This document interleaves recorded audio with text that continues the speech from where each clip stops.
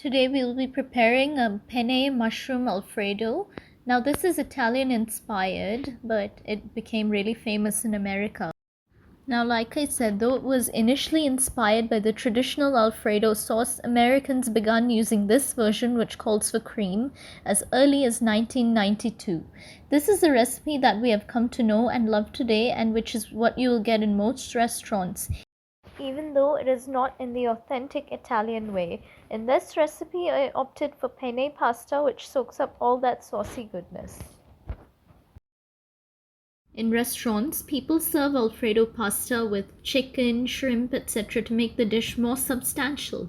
But for vegetarians, mushroom is a delicious option along with things like asparagus, spinach, and broccoli, since their flavors are slightly milder and since they combine well with the cheesy and buttery goodness of an Alfredo sauce.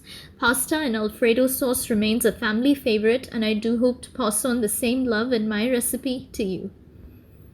So the first step is to boil the pasta, in which case you will follow the package instructions.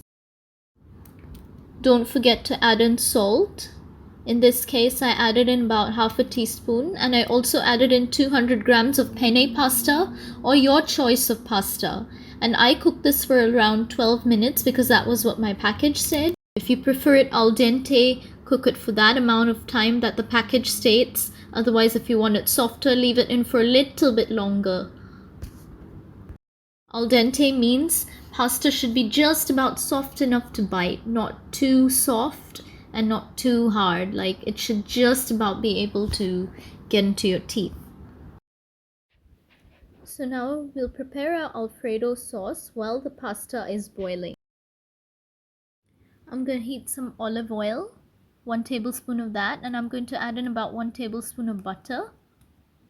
Now to that I will add 3 cloves of garlic, finely chopped, and we're going to saute this until it's nice and fragrant.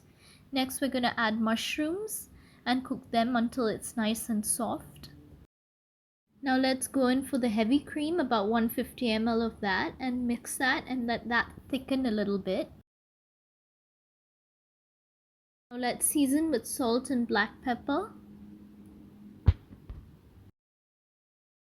I'm also going to grate about 100 grams of Parmesan cheese, and that one is microbial or non-animal rennet. Now add about 60 grams of this first, and we're going to save the rest for later.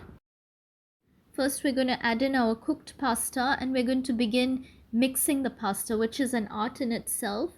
Add in about 1 to 2 ladlefuls of pasta water gradually until it comes to your desired consistency.